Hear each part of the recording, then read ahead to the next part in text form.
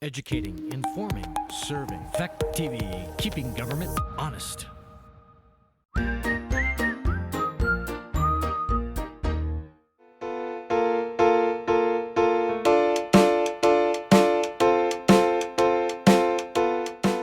So tonight's informational meeting, as I'm sure everybody knows, is preparatory to next week's special town meeting on June 5th to decide the question of whether or not the town of Westminster should withdraw from the Windham Northeast Elementary School District. I'm sure you all know that. So I live in Westminster West. I'm an elected member of the advisory committee to the school, to the town school, the town on education. And I'll be a moderator and so on. So during this meeting, just to be clear to everybody, no decisions are going to be made during this meeting. This is purely an informational meeting at which we will begin by some presentations from some of the folks who've been proposing the withdrawal, and then open it up to the floor. And I hope that we hear as many opinions or questions as there are out there on the merits for and against the proposals. I want to stress it from the beginning that I'm an undecided voter myself, so I'm as interested as everybody else in hearing what the arguments are for and against. What we have to do is, if somebody wants to ask a question, please, if you could state that fact in the chat room. I will do my best to keep track of who is in queue to ask a question. And if you could just very briefly, in the fewest words possible, describe what your question or point is going to be, so that the chat room doesn't get overwhelmed and I lose track of who's in the track. And then I will call on you, and I hope I will try and call on folks in turn. That may not always happen, so please bear with me, but I will try and make sure that as many voices as possible get heard. We're currently scheduled to go until 8 o'clock. So we'll see if we need that long or if we want to extend, if there's still interest in continuing the discussion. But the current plan, as I say, is to finish at 8 o'clock. Just if I could remind everybody to mute yourselves when you're not actually speaking, just so that we don't get background noises and so on, and I'll do the same. So I will not attempt to summarize the case or the points about this issue at all myself. I'm not the expert in that respect. I will just state, though, the article which is before us, which is this: shall the voters of Westminster approve the withdrawal of the town of Westminster from the Windham Northeast Union Elementary School District? That is the question that will be decided by Australian ballot, simply means the paper ballot, next Tuesday. There is a second article, which is more detailed, has to do with the mechanisms for withdrawal. I'll let David Major describe those mechanisms. He knows much more about it than I do. Elise Manning will also speak, and between them they will speak to the history, how we got here, the mechanisms moving forward, the perceived benefits from an educational point of view of the withdrawal, and the budgetary implications, and also the governance implications of taking this move. Once David and Elise have spoken, they won't speak for very long, then we'll throw it open to the floor. And as I say, if you have a question or an opinion, if you could just let me know that through the chat box, and I will attempt to keep up with those and call on folks. Of course, this is an uncomfortable way of having a meeting, so let's just try and be patient with each other, try and be respectful and polite, let people have their say, but please don't take the floor for too long when you're having your say, so that lots of other people can get a chance. Okay, so Elise, I think you're first up. If you would like to go ahead, and you're going to tell us how we got to this point. Are you there, Elise?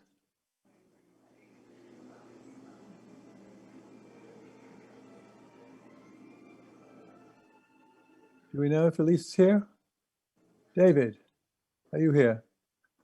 You're muted, David. I am here. I see I'm titled as Daniel because I'm on the farm office computer, and it happens to be titled Daniel, but I'm right here. Hello, good evening, everyone.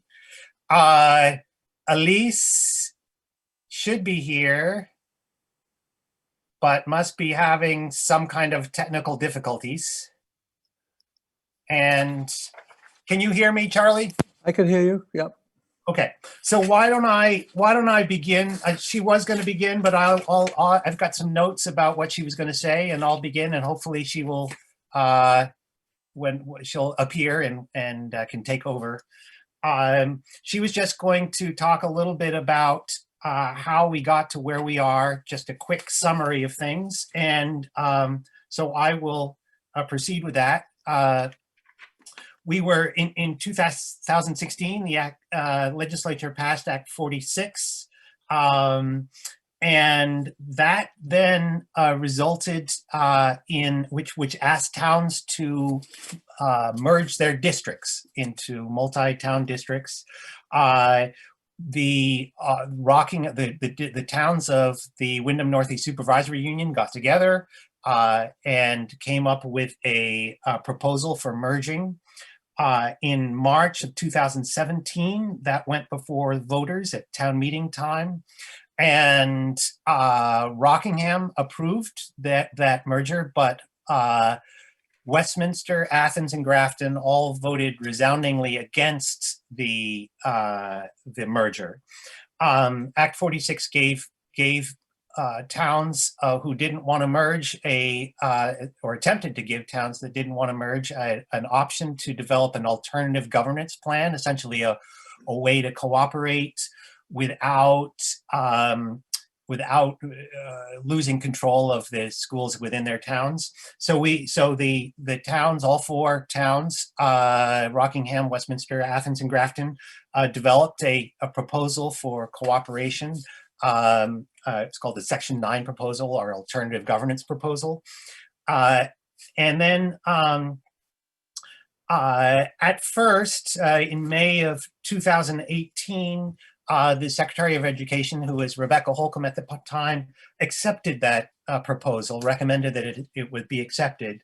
But then over the course, she resigned shortly thereafter, and over the course of the summer and fall, the Board of Education essentially decided not to accept our proposal for cooperating amongst the towns, and instead force merger. And they decided that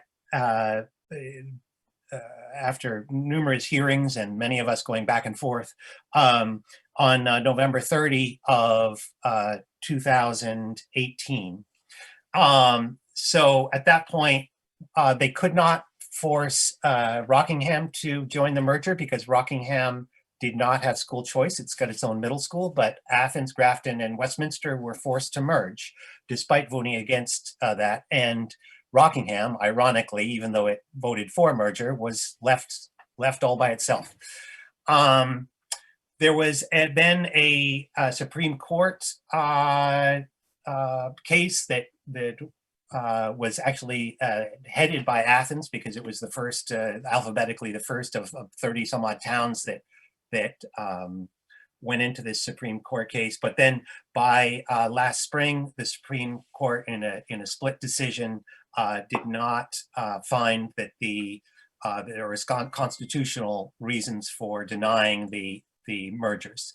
And so that has left since July 1 of 2019. That's resulted in a unified district, the Windham Northeast Unified Elementary School District. And that has been in effect since July of 2019. That leads us to the present. And Elise, are you here yet? I am here. I am here. Yes. Great. Can you hear me?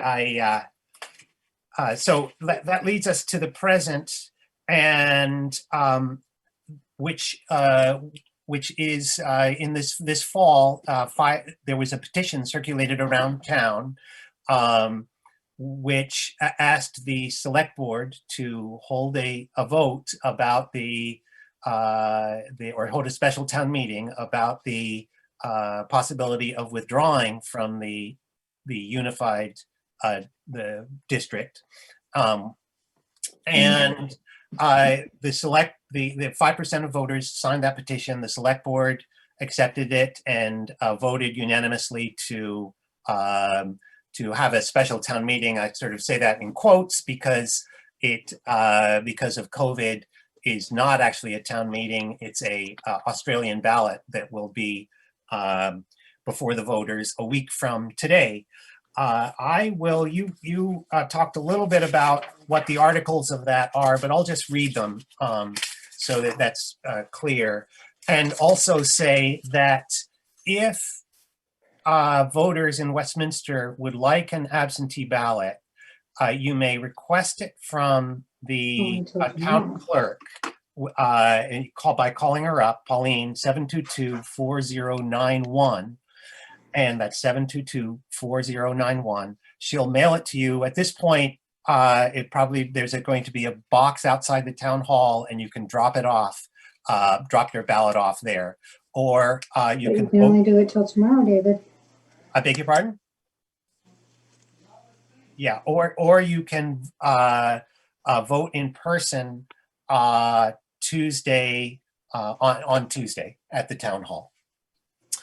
Okay, the articles that we'll be voting on are the first one that Charlie read, which is Article 1, shall the voters of Westminster approve the withdrawal of the town of Westminster from the Windham Northeast Union Elementary School District. And then Article 2 reads, in the event Article 1 is approved, shall the voters of Westminster authorize and instruct the Westminster Select Board to undertake all steps necessary to do the following. 1, form a Westminster Town School District to be responsible for the operation of schools and educational programs for Westminster students. 2, obtain the return to Westminster Town School District of all school buildings and property owned by the Town School District prior to the forced merger.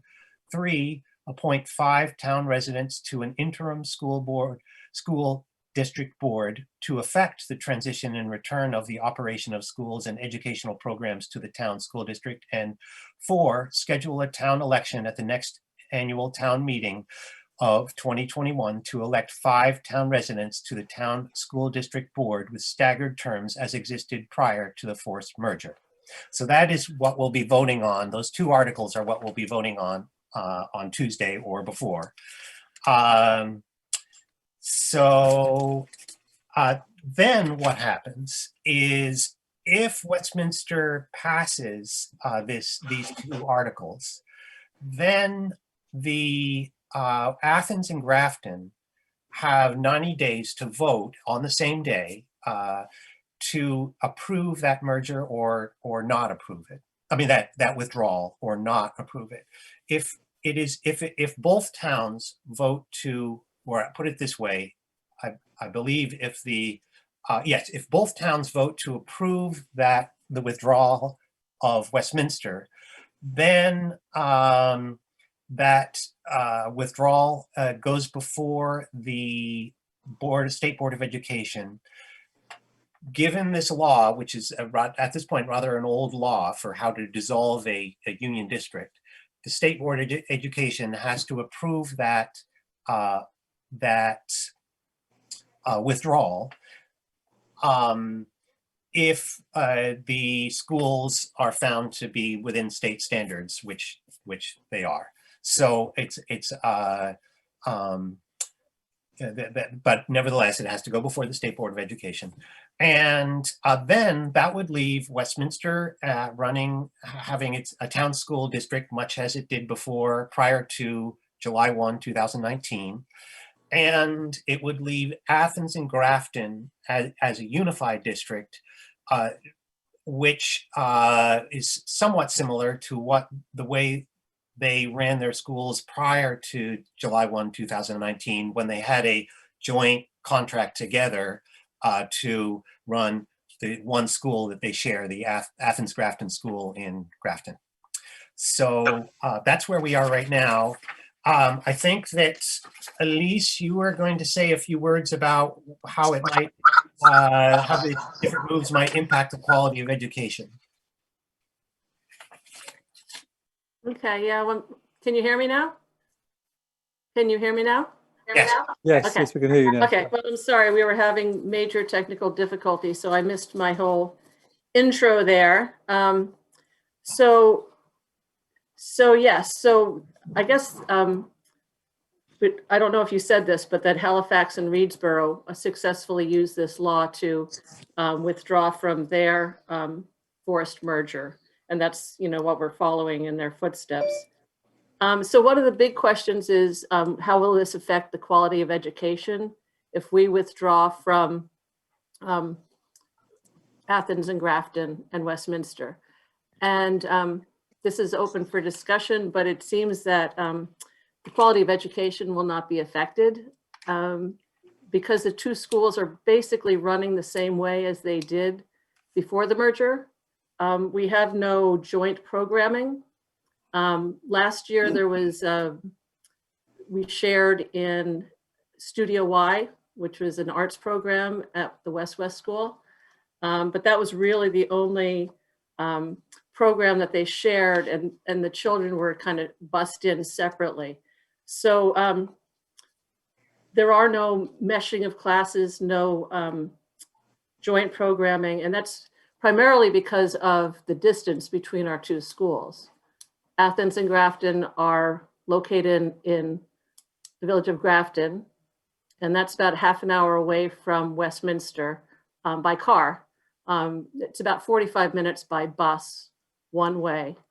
And so that's really a big impediment to having us really as a unified schools. So changing this will not really affect the educational aspects of how this has been going.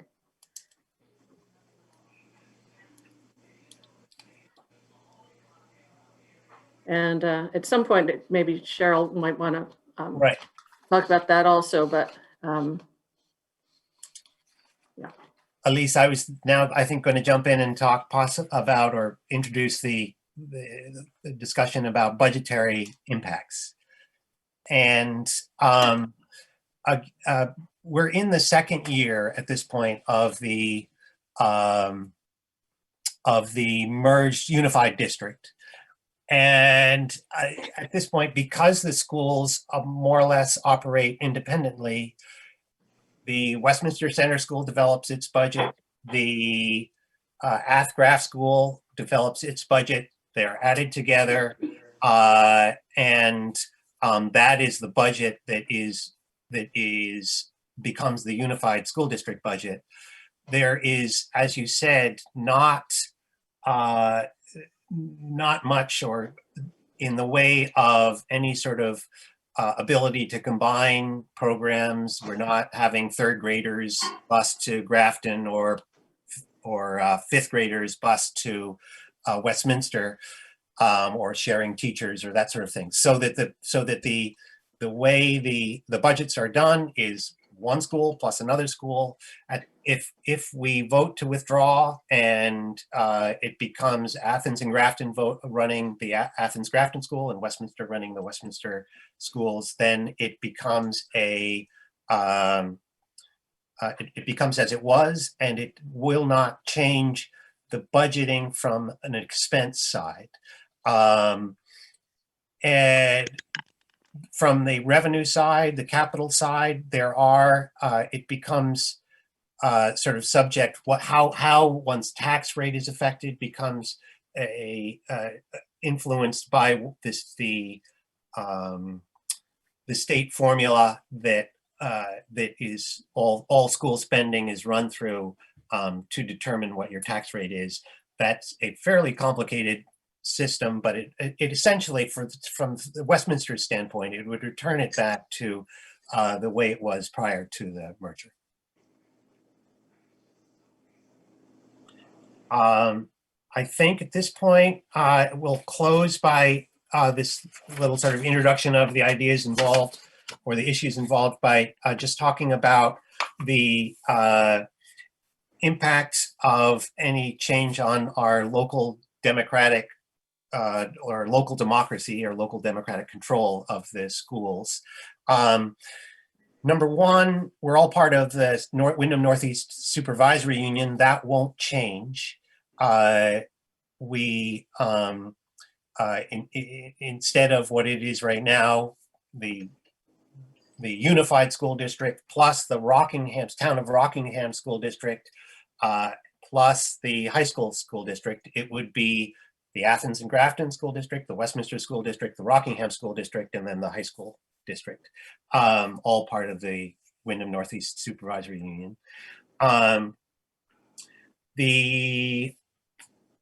What would I think happen, I hope happen, is that we would go back to having more community citizen involvement in the running of the schools.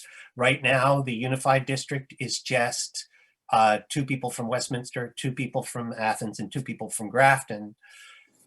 It was prior to that 5 people from Westminster, 3 people from Grafton, 5 people from 3 people from Athens, 5 people from Grafton, and we would go back to having many more people involved in thinking about and helping to run and make decisions on the behalf of the community for the schools. Plus, the community would be empowered, and I think it would help increase community involvement in the schools. We would also go back to having a town district, a town meeting, that a school portion of our town meeting in which we would discuss the schools, make decisions about spending for the schools, and that does not currently happen with the unified district. Instead, there is an annual meeting similar to the high school annual meeting, which is a combination of all towns getting together. It usually results in just a small handful of people attending. Town meetings are much better attended than that, and hopefully it would go back to the way it was, where there are many more townspeople involved in making decisions about the schools. I also think, and I am a proponent of voting to withdraw from the unified district and go back to our town district. It would go back to, through the town meeting process, demonstrating for our children how democracy runs, and how participation in democracy can actually make a difference. That, as I experienced growing up, was really important to me, and I think it's important to many young people growing up in town when they can witness the town getting together and making decisions about the school they attend. So if all this happens, I think we have an agreement that all 4 towns worked on, called the Section 9, or Alternative Governance Proposal, which is sort of a blueprint on how the towns of Rockingham, Westminster, Athens, and Grafton can cooperate. Part of it we began to work on. The most obvious is what was the Westminster Food Service Program prior to Act 46, has now become a supervisory union-wide food program, which is really successful. It's been very, very, very positive thing for the community, for especially during this pandemic time, but before as well. So that concludes, I think, Let it cook a little bit and I'll be down. That concludes our presentation about sort of issues related to this. And at this point, I think we're going to open it up for discussion, moderated by you, Charlie. Cooking? Thank you. Thank you. If I could just ask folks who are not actually speaking publicly to turn off their, to mute themselves, please. There's several conversations we can hear in the background. So I've had a number of chat suggestions that there are people waiting to get in. Actually, everybody is in, so thank you for alerting me to that. But everybody who wants to is in, and I will keep looking for that, but thank you. Also, we have a question before I throw it up, but a question in the chat from Dan, excuse me, from Dan Davis. asking about the mechanisms for absentee voting. Is it still possible to get an absentee ballot, and when must an absentee ballot be returned to count? Could you speak to that, David, or Elise? Till tomorrow. I believe it is possible to get an absentee ballot. The town hall is open tomorrow. It is closed on New Year's Eve. So you would have to call the town hall tomorrow at 722-4091. They can send an absentee ballot in the mail. It should get there New Year's Eve or Saturday or Monday or Tuesday. Then you can fill it out. And drop it in a box outside the town hall that's set up outside the town hall, so that yes, so that is possible. Thank you. So at this point, there are no further questions on the chat. But so I just want to say I'm going to throw this open. I see Pauline's got a hand up. I'll come to you in a second, Pauline. Just to remind folks, so if you have a question, perhaps you can direct it to one of the folks who've spoken or to somebody else who you know is an expert. If you have an opinion, that's lovely. I would invite folks not to feel they need to respond to opinions. We can just let them hang out there and everybody can provide their own opinion so that we don't get too much of a debate going here. This is an informational meeting primarily, but let's see how that goes. I will try and keep track of the chat to see if anybody's waiting in line, and so far nobody is. Before I do, though, I did want to just call on Cheryl Charles, if you don't mind me putting you on the spot, Cheryl. Since you are the school board member present, is there anything you would like to add to what David and Elise have said before we throw it open to the floor? Yeah, I actually am here to respond to questions this evening. Another member of the Unified School Board, Jack Breyer from Grafton, is also here. This really is an informational meeting, and our purpose is to answer questions of any of the voters. I did see that our town clerk had her hand up. Pauline, I think you were about to call on her, Charlie, but I think it would be helpful to hear from her about the absentee ballot question, just to add to what David had already said. Again, I'm happy to respond to questions. I don't have anything additional to comment on at this time. Thanks, Cheryl. I just wanted to let everyone know that we're a little concerned now about mailing the absentee ballots, but through tomorrow we will mail. Just call in to the 722-4091 number, and there's not a box outside. There's a mail slot for tax payments and ballots. There's signage, so it's pretty explanatory. So, but there is a mail slot, so feel free to do it that way. So thank you. Thanks, Pauline. So I don't see any hands waving or any other questions in the chat room yet. So perhaps I will start off with a naive question of my own, which is that I've been sitting in on the Unified School District's school board meetings for the last 6 months or so, and I've noticed a considerable degree of cooperation between various staff members, the principals, the nurses, some of the teachers, between all the schools in the forcibly merged district, or in the Northeast, in the supervisory union. So perhaps Elise or David, could you speak to how will those collaborations that have been forged during this last year be affected or not affected? Will they continue? Will there be any loss, you think, to the function of the supervisory union by us not having joint school board meetings anymore? You know, from my standpoint, if I could, Elise, just jump in. From my standpoint,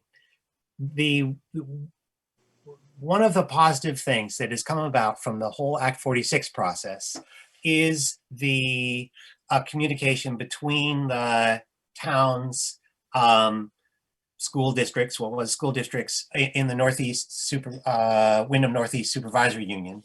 And that sort of stage has been set, I think. And I think that we will continue to, or can continue to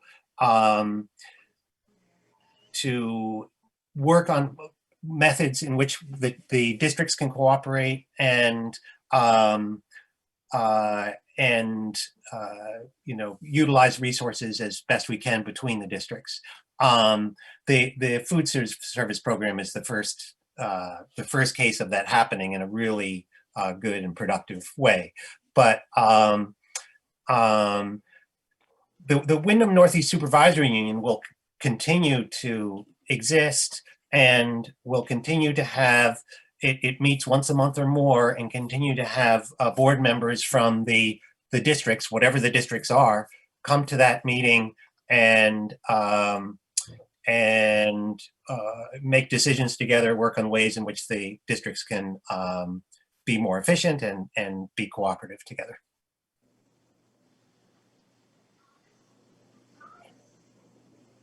Hi. Thank you.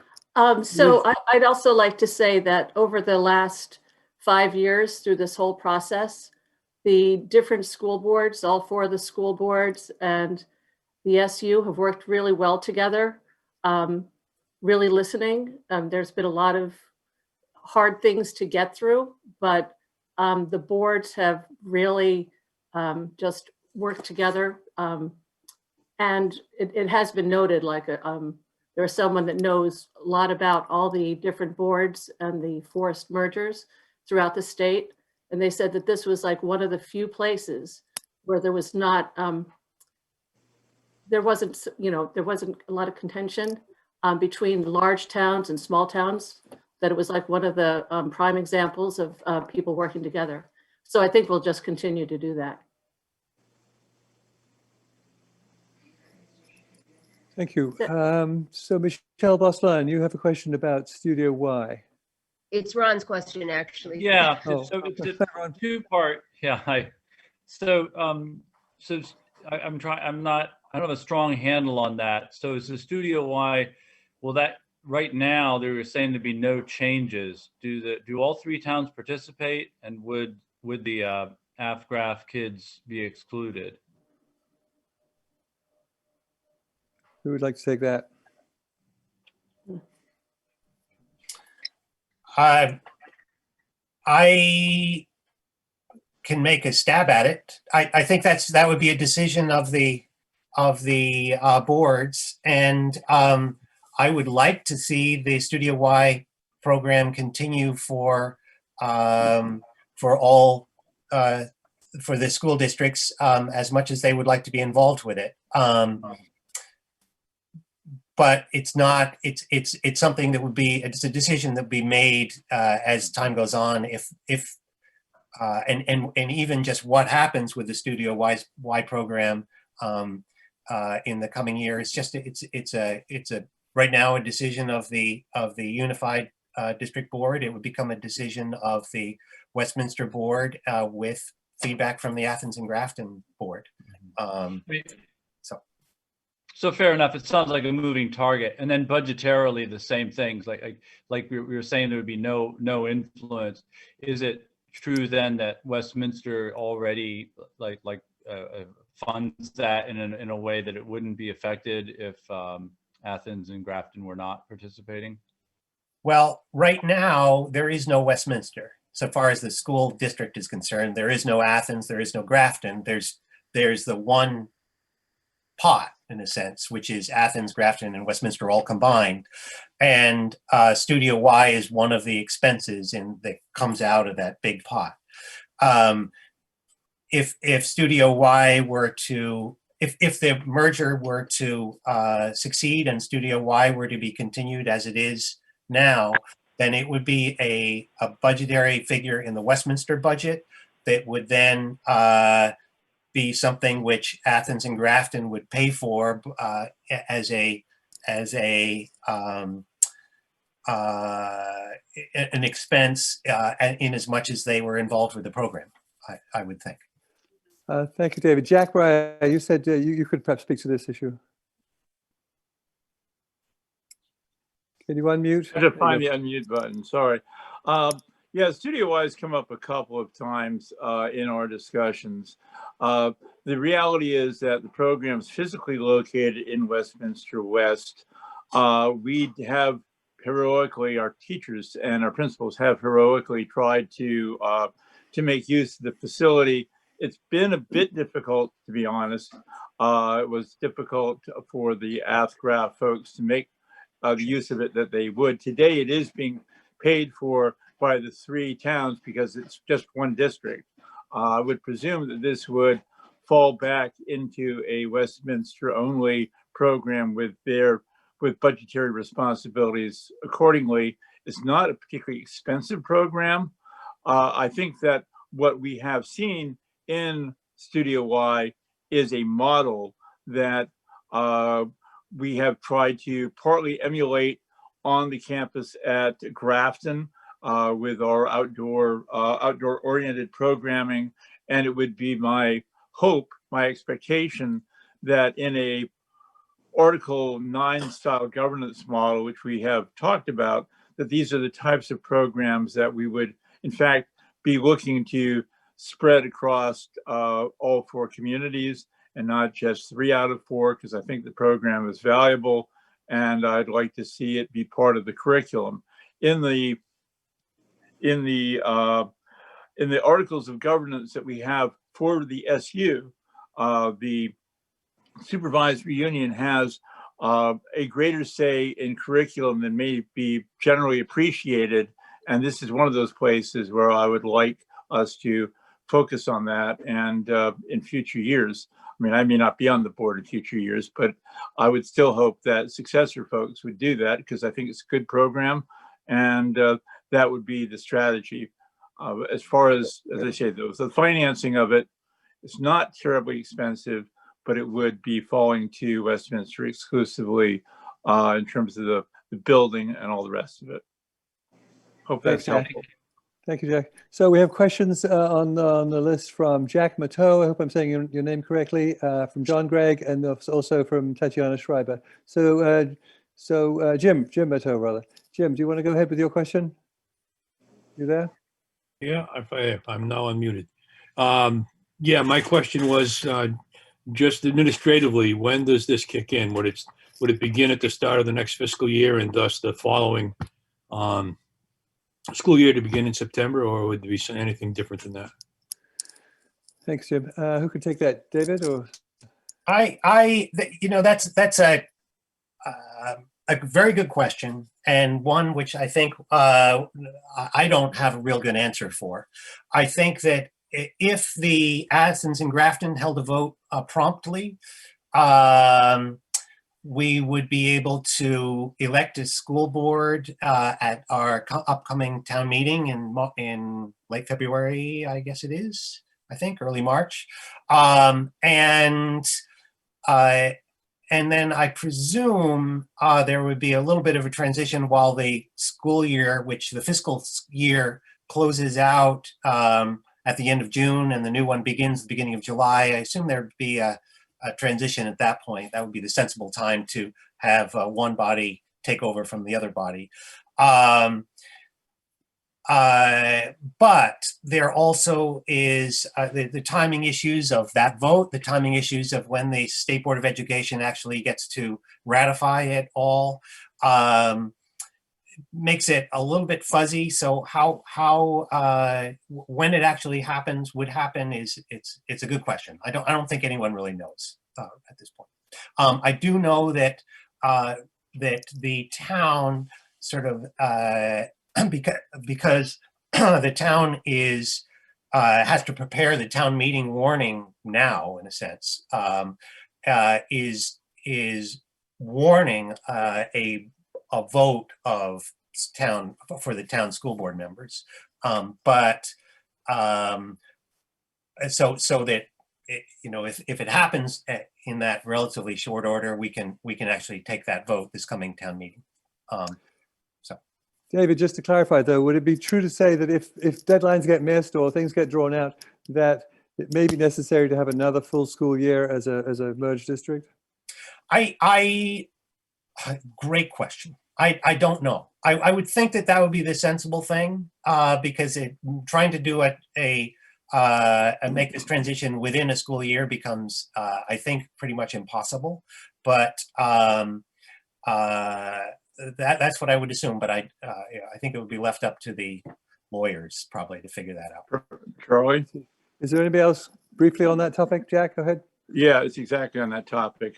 This is something I've talked to folks both at the SBE about, and been following with some semi-regular correspondence with the folks in Reedsboro and Halifax. Presumably, the vote will happen in next week in Westminster. We have 90 days to respond with an affirmative up or down vote by the 2 remaining towns in the unified district. I would be hoping to target that for the town meeting day, but the things can break. But that means that we would be voting on a budget for the upcoming year on that date. So we would still be a unified district going into the next school year. During that period, we are unified until the State Board of Education tells us that, yes, we've done it all right, and that they have no discretion, and that they are going to agree that we have taken all the steps and disbanded. I would assume that they would give an order to take effect the following year. That seems to be what's happening in the Reedsboro situation. I'm assuming that we will be operating as a unified district during the course of the coming year.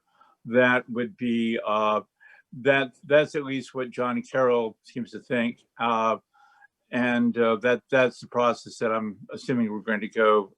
That's the process we'll take.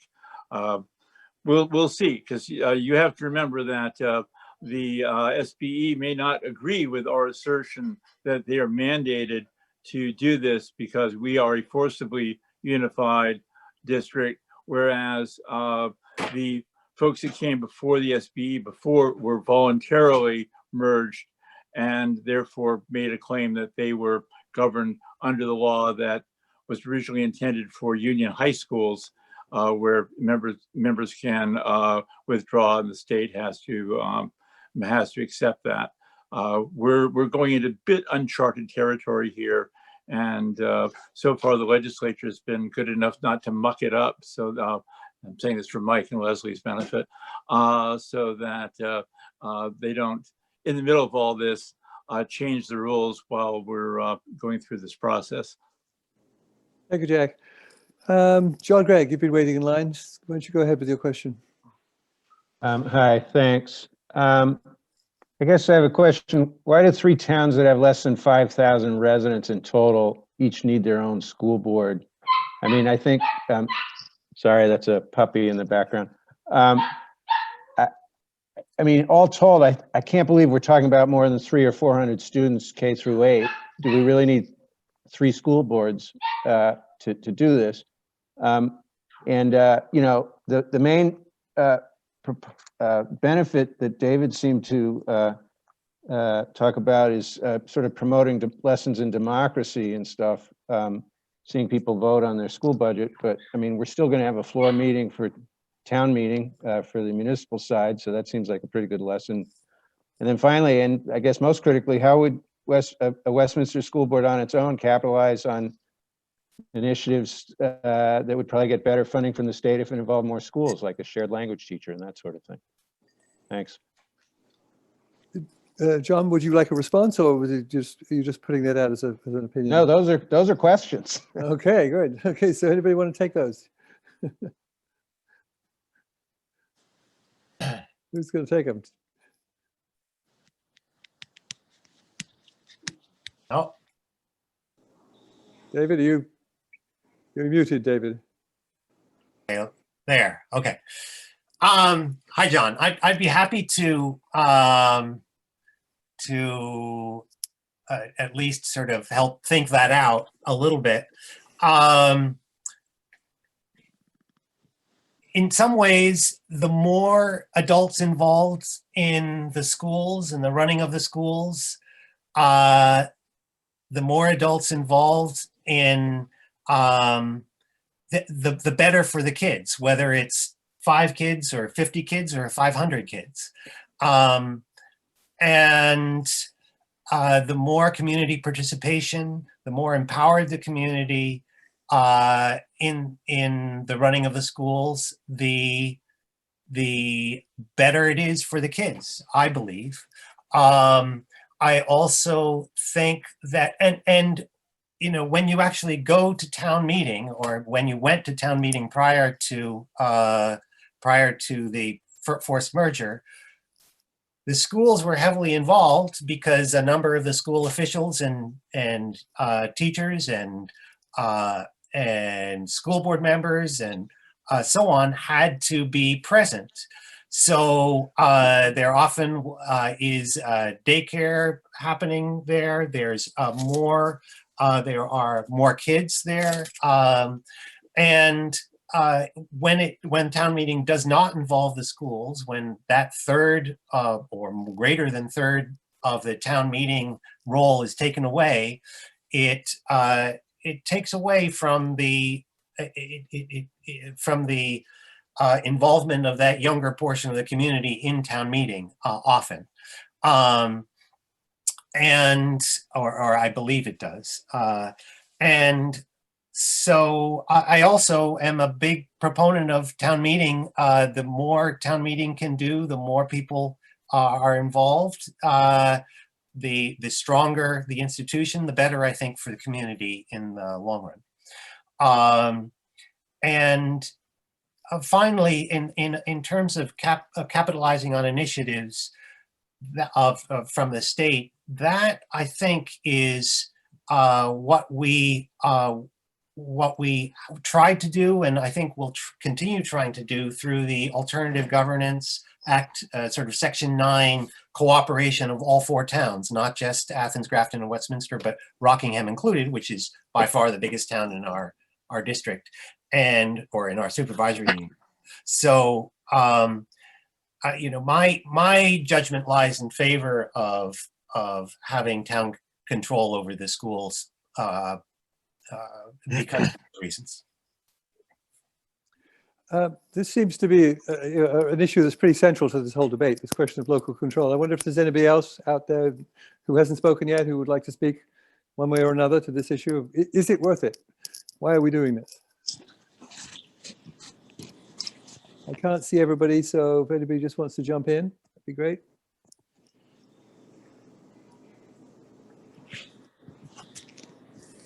Nobody?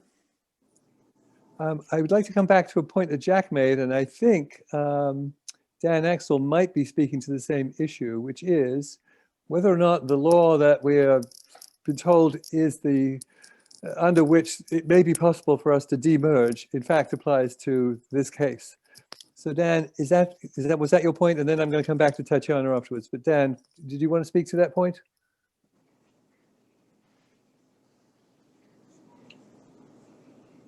Go ahead. I think Dan said yes, so. He did, but go ahead, Dan, if you can hear me. I can't hear you. Are you muted, baby? He's a techno quiz. Yes. Go ahead. I don't see you, Dan, and I can't hear you. Are you speaking? I said what I had to say. When did you, I didn't hear you. Would you mind repeating it? If Charlie, maybe you can read his statement. Oh, would you like me to read it for you, Dan? I can do that, yes, sorry. Oh, yeah, yes, please. Okay, so Dan says, Title 16, Section 724 applies to, quote, a school district that voted to form a unified union school district may vote to withdraw, unquote.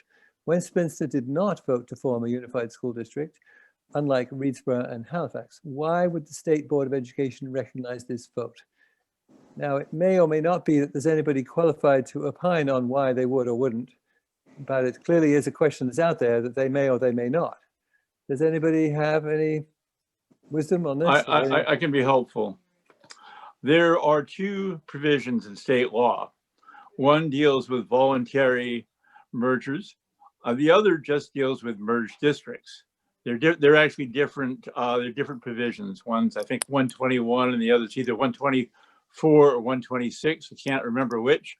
But the difference is important because that difference indicates that districts that were unified can, by fiat, could at least theoretically, withdraw. We are, as I say, in somewhat untested water, but this is supposed to apply to unified, like unified high schools, many of which were formed by the state.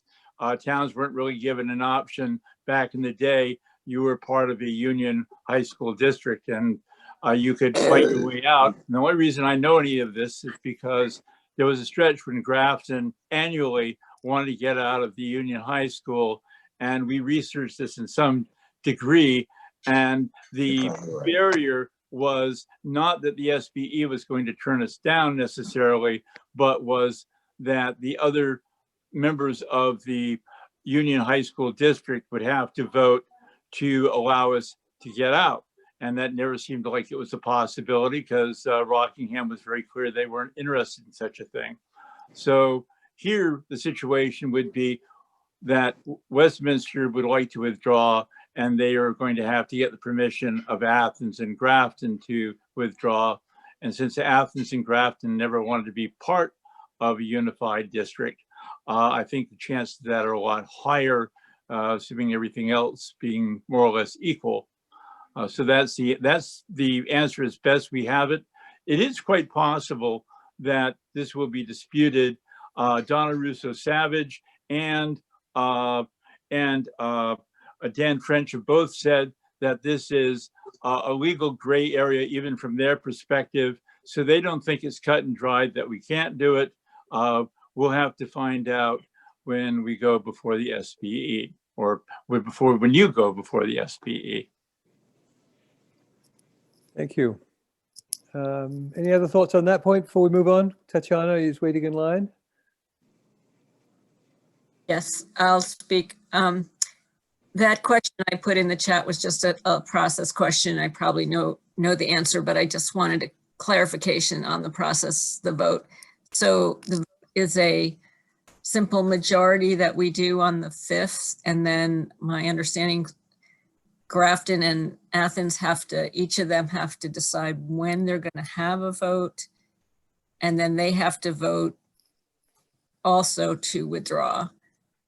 And then, so my question is that correct? And those are both also simple majorities. And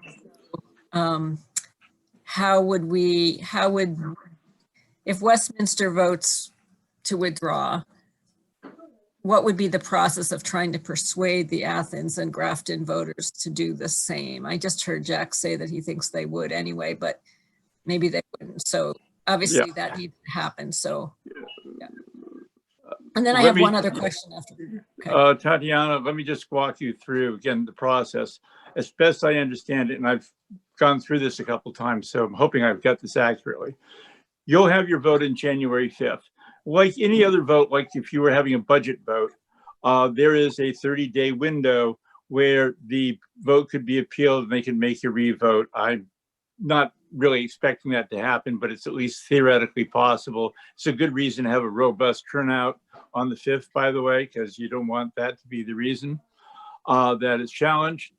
At that point, it is our expectation that the town advisory commissions of Athens and Grafton will have meetings very similar to this one, and we'll walk through the fiscal implications. We've already given instructions to the SU business manager for Pagan to start that process.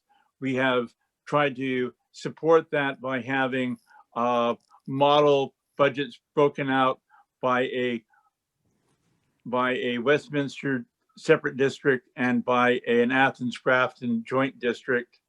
Essentially, it would be Athens and Grafton would still be the Windham Northeast Unified Elementary School District, unless they change the name. You're simply withdrawing from it. But so the process would be vote, hopefully no appeal. We get a certification from the state that you've had a valid legal vote. There would then be a information gathering period that I think would be fairly short and sweet, because we've got most of that information already. Would be presented to the two towns by their advisory commissions. The board of the school board would assist technically in the process. those two would have their votes. The target for that is town meeting day. We'll see how that works. Both towns have to vote by majority in the affirmative. Again, like any other vote in the state of Vermont, those can be appealed, but we're assuming that they will go through. And at that point, you go to the State Board of Education and they do what they do. It took the folks in Reedsboro a full year to go through the whole process. I'm hoping it won't take us that long, but anybody that expects this to be fast and decisive is probably in for a world of disappointment. But we wanted to get the process started. Thank you. Does that answer your question, Tatiana? Yeah, pretty much. I just want to quick follow-up and then just more of a substance question around the local control.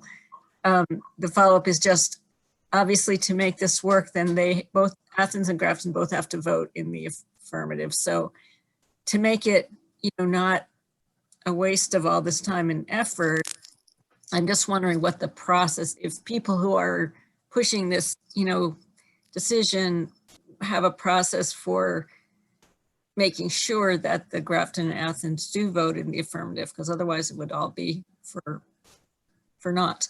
And then my other question is back to the local control is, so if we did go back to having separate school boards, how would that affect such things as the maintenance of the school buildings and the decisions around, say, a school wants to spend money on upgrading a building? How would it affect that? Sounds like a question for you, David. Okay. Let's see. So far as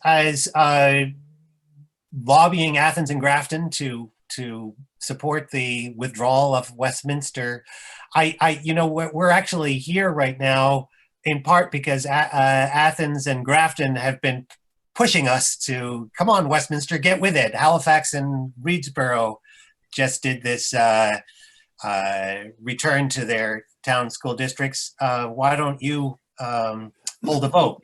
So there's been some pressure from the Athens and Grafton direction towards Westminster.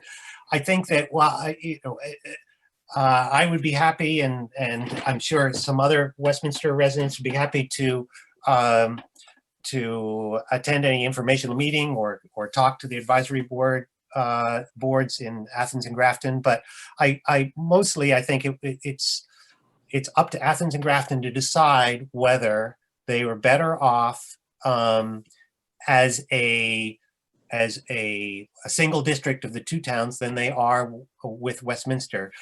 By and large, I think community sentiment is that they would be better off to be the way they were, or something similar to it when they used to have a joint contract. But much will depend on the budgetary implications, and that's a process that Athens and Grafton, I think, need to go through to figure that out. I'm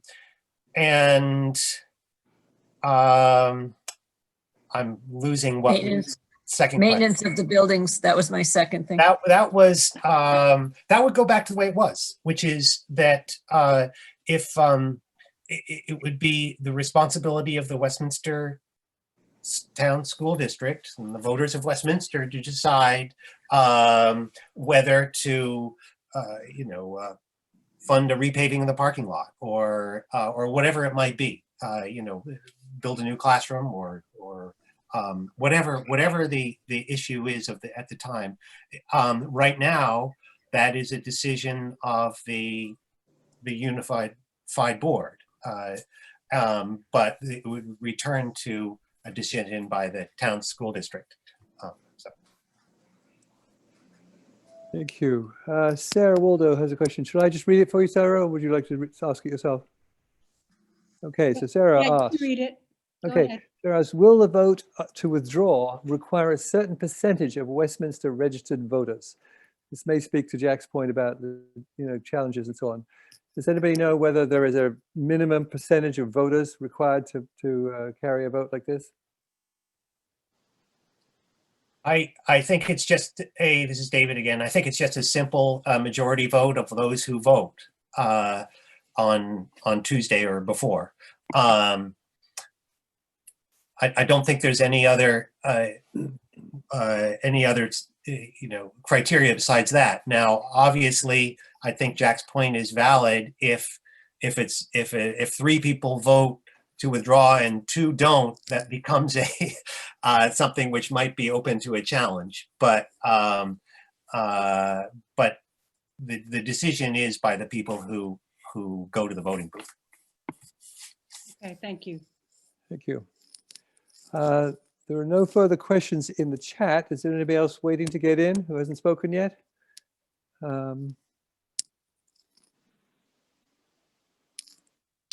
I'll pipe in if I can, Charlie. This is Peter Stam. Can you hear me? Yep, Peter. I think I had to switch over to my iPhone, so I think I may be off screen. But at any rate, I wanted to just briefly touch on John's points, which I think cut to the quick of the matter in many ways. From my perspective, I think that, as David said, there doesn't seem to be any question that participation by the members of the town has diminished since we have merged, and that we were much more active and much more vital. You know, whether it's 150 students in Westminster or 300 inhabitants, it's still a matter of 100% of our township. And I think it's important that we all participate. And it's been diminished because of the fact that now we are 1/3 of a group. Furthermore, I think that, he talked also about, having the possibility of further services such as language and that sort of thing. That's really a matter for the town to decide on if we act independently, just as we did with Studio Y, which was a very controversial and still is a hot subject, but it's something that the town has decided they want to support. If the town wants to support language or science, then I think they need to do that as well. But and then finally, the point about, the democratic process. Certainly students that may come to the town meetings, which has also diminished, as David pointed out, can view the process if that's in fact, their intent. But really, I believe that with the school budget being, I believe something along the lines of 80% of the town budget, taking that out of the hands of the citizens has really eviscerated town government. And to me, that's one of the biggest travesties of this whole process. Even though it runs around education, it really has changed what Vermont has held dear to itself for so long and has been fiercely independent about for so many years, and one of the last states to have such a body. So those are just a few points, but I think the bottom line is participation by the members of the town, and without having an active school board of 5 members or however many members, we just don't have that. Each one of those people addresses and affects somebody else. Now we have 2 members. I'm in touch with Cheryl pretty actively, but it just is not the same. And my interest in town meeting and town government has diminished dramatically. That's all. Thank you. Thank you, Peter. I think somebody else is in line. Who is this? Who's that? So Tatiana, is this a new message? Should I read it for you? So Tatiana says, so it seems to me that if Westminster regains control of the school buildings and grounds, we will have more ability to maintain these in a way we choose. If we choose, for example, to promote edible landscaping, gardening, etc., we'd have more ability to do that than with a larger school board with local leadership. This is an opinion, not a question. No response needed.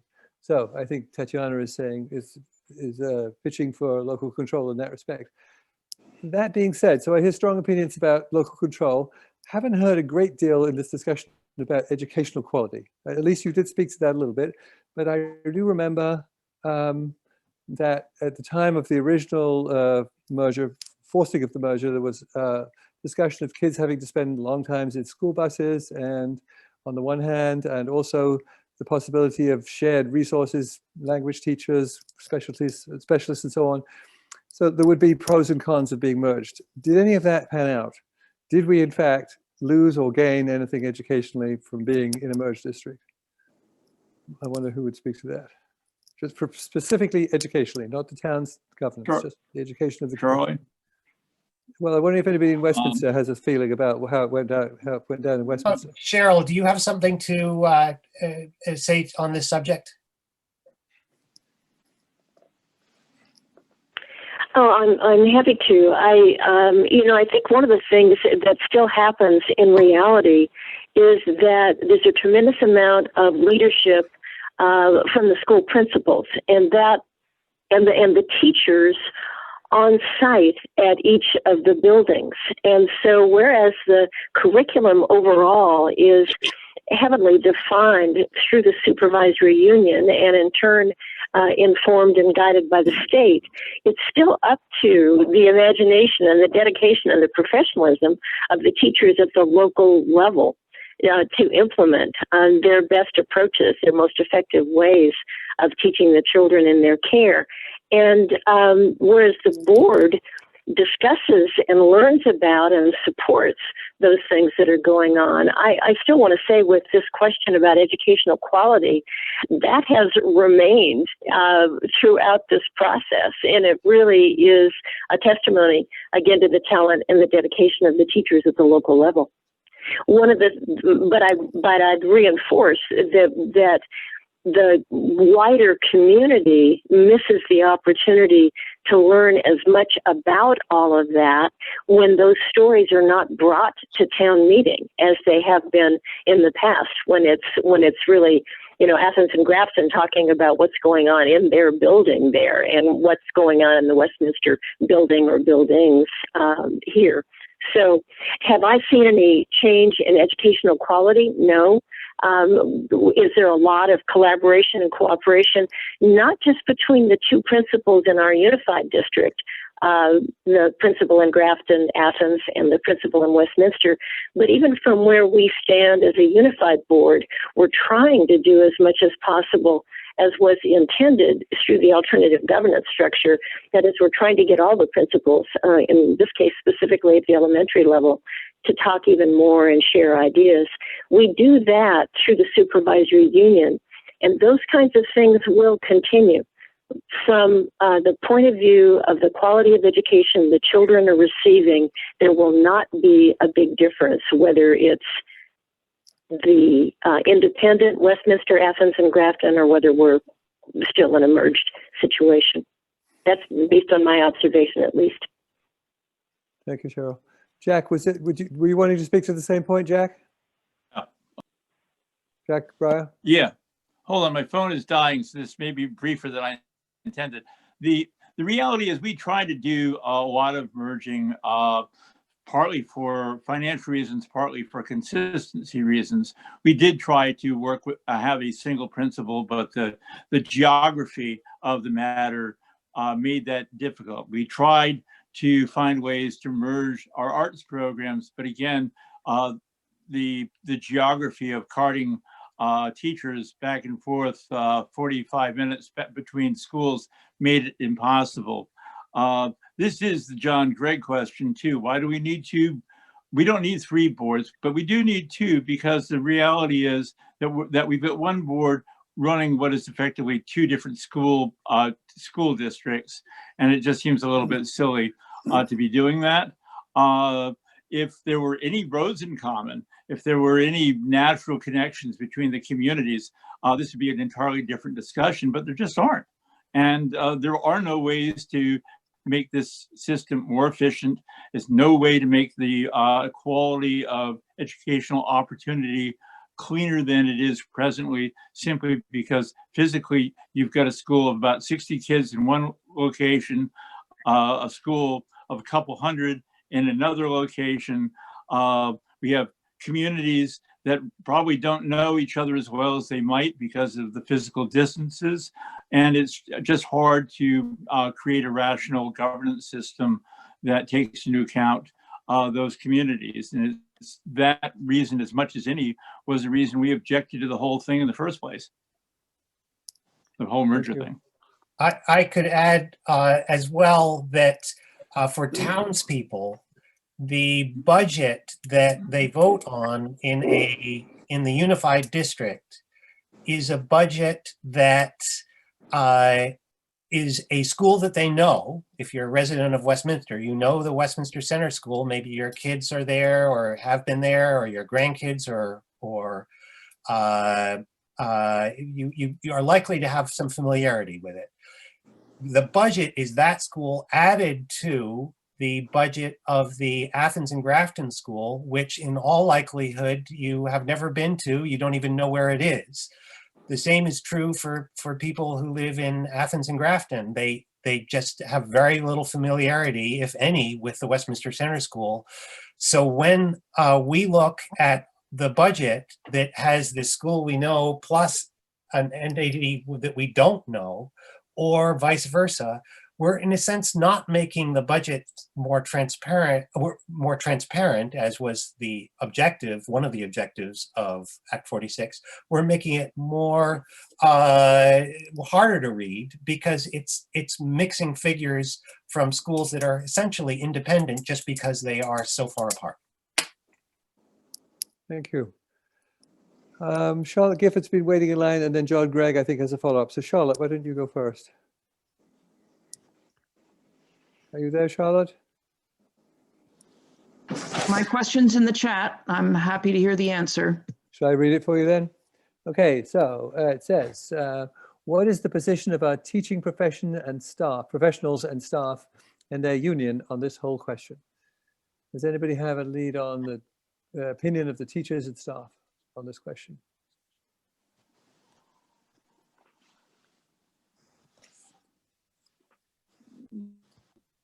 This is Cheryl. Oh, Jack, no, I'll go ahead and respond, and Jack, you can weigh in if you want to. The issue, to my knowledge, has not been brought to the teachers or the union.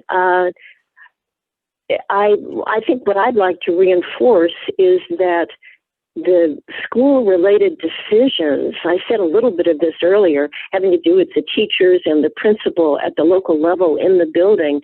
There's a leadership team for the Westminster School that really focuses on what's going on there with the children every day. Similarly, there's a leadership team in Athens and Grafton with the principal, and they make the decisions about what's going on day in, day out. This withdrawal, if it goes through, would not affect that instructional model or that leadership model. There's not any impact that I'm aware of that would raise a concern in any direction about that.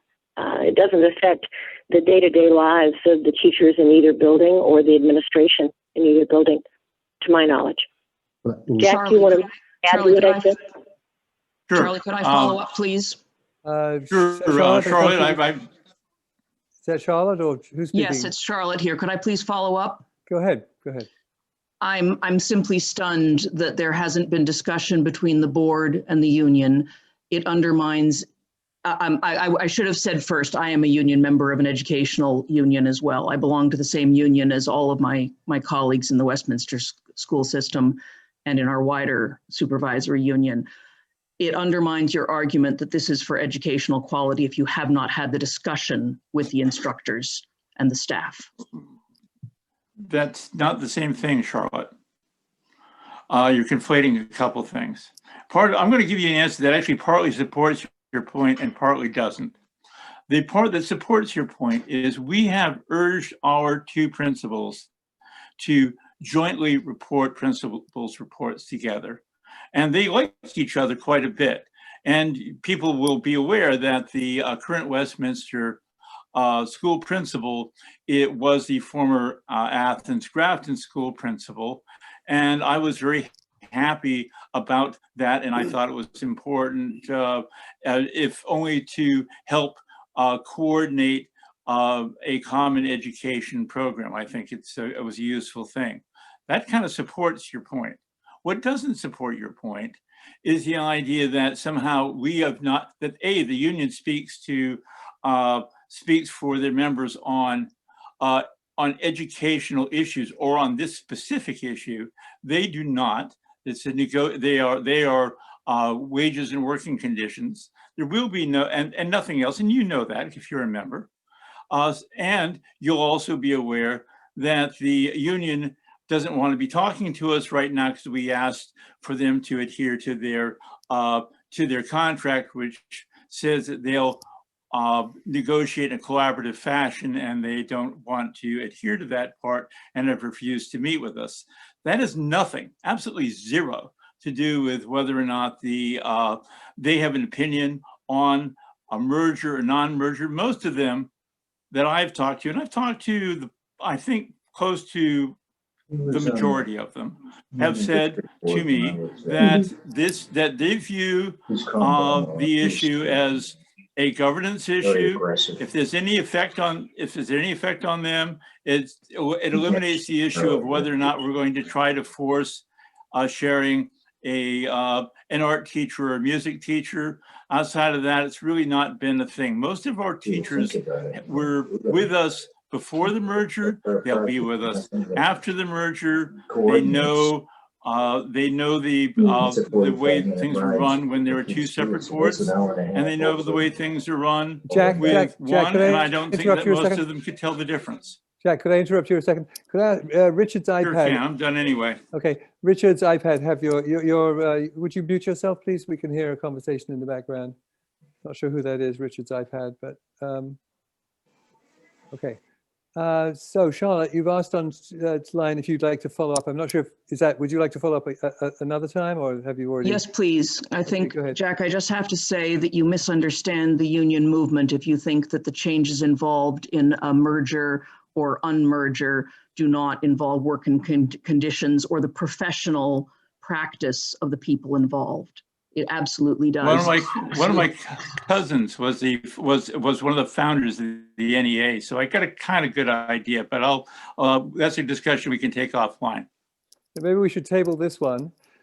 I may be out of line here, but I wonder if there would even be a mechanism for talking to the union, since this is a citizen petition to the select board to propose a withdrawal.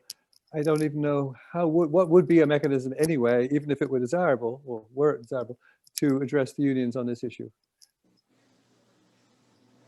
Since this is not being originated by the school board itself. No. We would certainly invite in our informational meetings members of our teaching community to pitch in with points. I'm expecting that our advisory committees will be talking to members of the teaching community.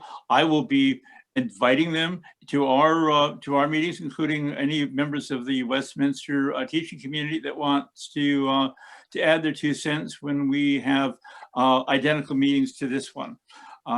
So that's as far as I can take it, Charlie. We'll do that. Thank you so much. Mike Mawicki, you'd like to get in. Do you want to jump in? Mike? Sure, thank you. And I just wanted to share quickly that your local legislators are paying attention to this. And I know, just speaking for myself, I certainly support what you're trying to do here. And we're trying to make this happen or not get in the way for anything legislatively, which is why I passed along the suggestion to have this vote as soon as possible, because I know the governor, through his Secretary of Education, wants to close these doors. And Dan French is somebody that I watch very closely with what he does. And I would also say that I had a conversation today with Representative Heidi Sherman of Stowe, who was somebody I worked with when we tried to push back on Act 46. And she's ready to put a bill forward that would allow these kinds of process votes to go through without having to have the full process that's happening now, where there's too many areas where it can short circuit. That bill is just being drafted now, and when there's details, I'd be glad to share it with you. But we are trying to make sure that the agency of education doesn't try and short circuit this or put other roadblocks into really what's the will of the people. So stay tuned. Thank you, Mike. John Gregg, you got lost in the shuffle, I'm afraid. Do you want to come back with another point? Sure. Just a couple things to Mike Maricki's point. I guess I'd point out that Peter Shumlin, who grew up in Westminster West and Putney, signed Act 46 and pushed it through. I guess I never got an answer to my question about how many students K through 8 are we talking about in these 3 towns, and to Cheryl's point about the roads and stuff. I understand that they're different towns, but there are lots of very large school districts that are county-wide. I mean, and these are two towns that aren't very far apart. And then to Peter Stam's point about participation, and this goes to my question about how many students are we talking about? I mean, is some of the diminishment in adult participation a factor of regrettably declining enrollment? Who'd like to take that? David? Sure. Right now, and Cheryl and Jack, you could help me out with this, but I believe the Athens Grafton School has about 60 kids. The Westminster School is somewhere in the neighborhood of 170, somewhere in there, 160, 170. 200 was what I have, but yeah, in that neighborhood. Yeah, and the number of kids in town has actually been going up, but because of COVID, the number of homeschooled kids has been going up drastically, and that has resulted in in some kids being drawn out of or not attending the public schools. There also, of course, because of COVID, that throws a question mark into how much participation there is from the part of the community in the schools. So much of what you are asking, John, I think is we don't really know right now because of this uncertainty or change of how we usually operate as a result of the pandemic. Overall, I know at least in Westminster, but I think it may, and I don't know about Athens or Grafton, but in recent months, the population and the student and the school population, or the school-age kid population, has gone up. But that hasn't necessarily meant an increase in the number of kids going to the public school.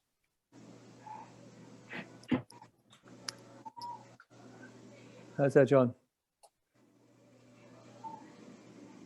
Okay, so comment from Mike Mawicki. With due respect to Peter Shumlin, his perspective on public education is secondhand, since he and his children went through private schools with no direct experience with the public schools. And then Betsy Williams, would you like me to read, or would you like to speak your thoughts? Betsy. Either way, doesn't really matter to me. Why don't you say them, since they're fairly long? You'll say them better than I will. Sure. I'm just somebody who likes to hear multiple sides of an argument, and I think we're hearing a lot about what the advantages seem to be to return to what we had before. And I think the arguments I'm hearing so far seem to be primarily centered around having more local control and more community involvement, because the whole school budget and what we choose to fund and focus on in our local school can be decided by the local community. And I'm not hearing anything about what the advantages might be, or what somebody would perceive to be the advantages of remaining merged. So I'm trying to kind of get a balance of what we're gaining and losing each way. So if somebody could speak to that, I would appreciate that. Throw it out to the floor. Who would like to speak for the status quo, remaining the way we are?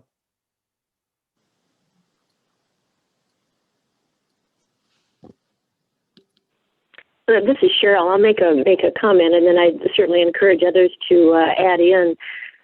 When we first looked at the feasibility of a merger and really tried in earnest to see how to implement the intended goals of Act 46, which did include equity issues and efficiencies and transparency, some of the things that have been stated tonight, we did very thoughtful and thorough study of that, and we could not find in particular any great benefits. That was the larger question of whether all of the towns would merge.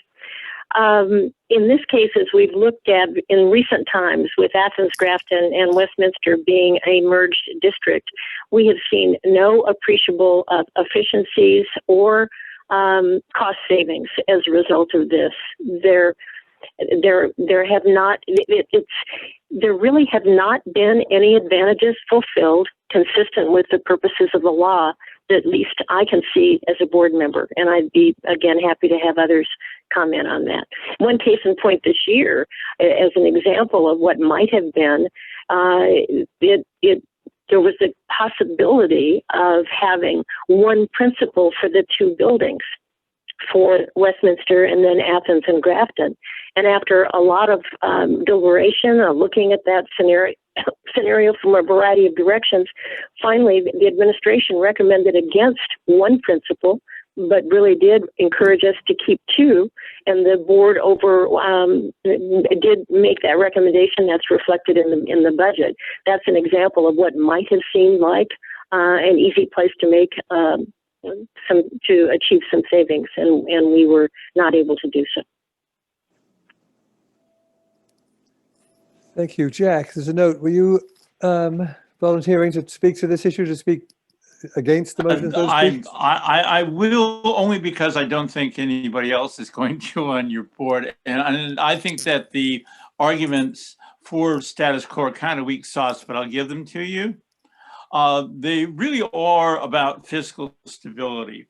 We are small communities, though quite frankly, Athens and Grafton don't make the Westminster, Athens and Grafton aren't a whole lot bigger than just Westminster on itself. So the benefit of that stability is more for Athens and Grafton than it is for Westminster. The issues are that that we see increasingly iffy funding from the state for local education. Therefore, you don't have the kind of buffering that the state used to provide. The small schools grant that we used to have, particularly for Athens and Grafton, is effectively not a thing anymore. Something that I'm hoping both Mike and Leslie are going to help us fix is the Act 173, which is changing special ed to a block grant, and will really mean that local communities, particularly poor local communities and smaller local communities, will absorb vastly larger share of special ed costs. And if you're a small district, you're going to feel that variation much more than you would otherwise. But those types of issues really aren't solved by an Athens, Grafton, Westminster merger. They might be solved by a county-wide merger, but not by something as weak sauce as our three little towns smashed together, particularly when we're talking about towns the size of Athens and Grafton. That's an issue, but I think that the better solution to that is to fix Act 173 and to restore the small schools grant, and not to try to fiddle around and try to make what is a dysfunctional decision by the legislature work, because it won't. Those decisions were as bad as Act 46, and they need to be fixed. And that's the solution. It's not to continue the district in one piece the way it is right now. That's as good as I've got, Charlie, but that's really that's the big one. Okay. Well, it's coming up on 8 o'clock. In fact, it may be 8 o'clock. It is. We are scheduled to end now. I don't want to close the floor if there are folks out there who still would like to pitch in. So is there anybody else who hasn't spoken who would like to either ask a question finally or just give an opinion? This is Elise. I did want to say that to John's point about the number of students, that so much work went into the alternative governance structure that we put together, and that included Rockingham. And with all those 4 towns, those 4 schools, we had over 900 students. And we wanted to work together for the 4 schools, and that would have worked well. But the state decided to just put the Athens, Grafton, and Westminster together, which doesn't work well. I have to say that I know that the school board has been working very hard, but there are a lot of differences between our 2 towns, and they've been holding things together. But I think down the road, the differences between the sizes of our schools and a lot of other situations, there's going to be a lot more problems. And I think that they've been holding it together very well, but it doesn't work well, just the 3 towns. Thank you. I'd just like to note that Michelle Boslan is on this call. Michelle is our new representative-elect and is, I believe, supportive of this issue. Would you like to speak to the issue at all, Michelle? I support Westminster withdrawing. I think the case has been made this evening. Thanks. Okay. Last chance. Any final comments or thoughts? Hi, it's David again. I just want to urge everybody, regardless of whether you support withdrawing and recreating the town district or not, to vote and to spread the word about the vote to your neighbors and other members in the community. Thank you. And I'd like to pipe in, Charlie, that I think from a positive side, what this has done has brought these towns together to broaden discussion and to share our experiences, because we are both small towns. And the only negative side I can see is Westminster will be losing Jack. He's just around the corner. Don't know if that's that big a loss, guys, but nonetheless, thank you. Well, with that, I would like to thank everybody for participating. I think this has been a robust and a polite conversation, and I think very informative. As David said, the vote is next Tuesday. Get your absentee ballot right away if you can. Otherwise, come to the polls on Tuesday, and we'll take it from there.